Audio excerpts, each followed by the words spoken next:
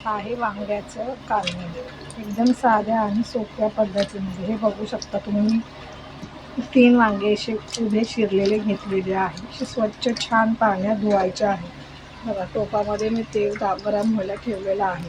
आता हे वांगे मी असे छान स्वच्छ धुवून आणि त्याच्यामध्ये ही सुकी मांदेली मी टाकणार आहे. हे बघा, नॉनव्हेजचा सुका प्रकार आहे मच्छीचा, कुठेही भेटतो हा मार्केटमध्ये. बघा, हे बघू शकता छान प्रकारे असं धुवून मी याच्यामध्ये हे सोडणार आहे. बघू शकता तुम्ही, 2 ते 3 वांगे घेतलेले आहे उभ्या उभे चिरून. त्याच्यामध्ये मी 7 ते 8 मांदेल्या टाकलेल्या आहेत. हे बघू शकता तुम्ही मांदेली. या मांदेलीने टेस्ट येते खूप कालवणाला. कुठल्याही वांग्याच्या भाजीमध्ये या कालवणामध्ये तुम्ही ही सुकी मच्छी कोणतीही टाकू शकता. जसं की मी सांगितलं, बोंबील, सुकट, ही मांदेली अशी तुम्ही टाकू शकता. हे बघू शकता तुम्ही.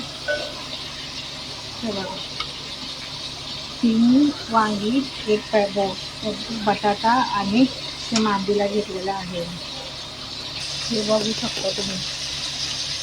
त्या वांग्यामध्ये मी चवीनुसार मीठ घातलेलं आहे. आमच्या घरगुती मसाला 2 चमचे घातलेला आहे.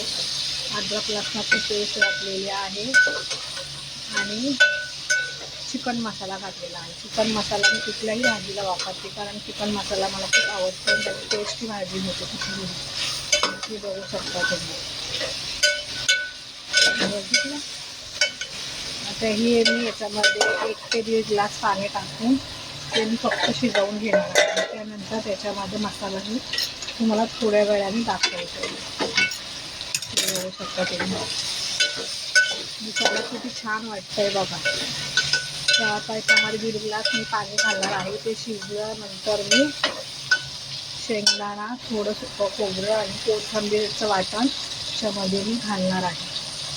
किंवा थोड्या वेळाने परत मी दाखवते कुठली रेसिपी.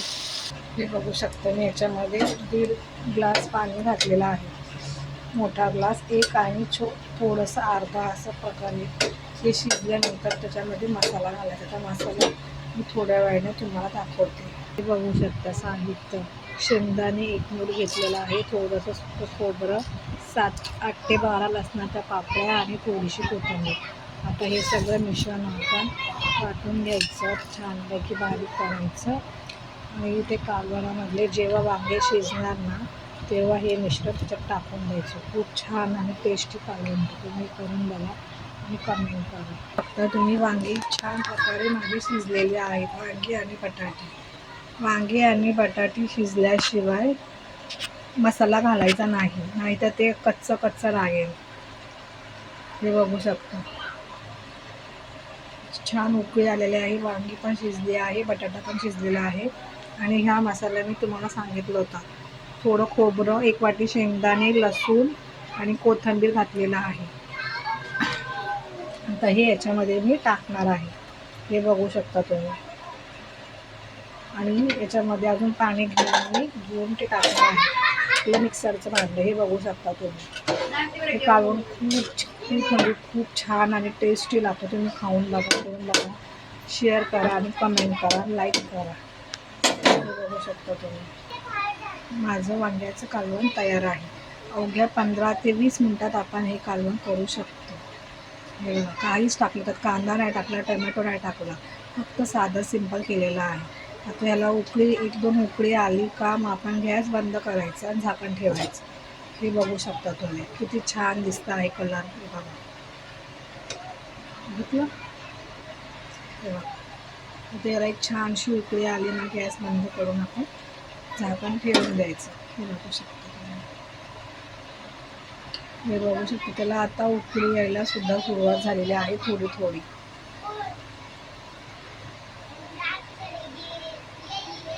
वांग आणि बटाटा शिजल्याशिवाय मसाला टाकायचा नाही. मसाला टाकला तर आपला मसाला शिजून जाणार आणि वांग्यात शिजणारच नाही.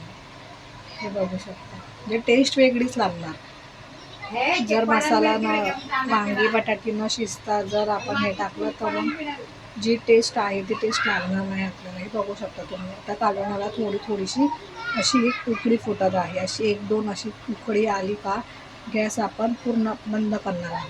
हे बघू शकता. हे बघा,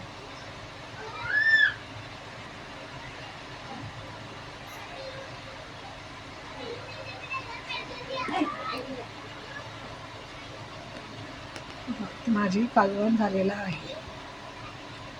गरम गरम भात आणि भाकरी सोबत खूप म्हणजे खूप छान आणि टेस्टी लागते. थँक्यू.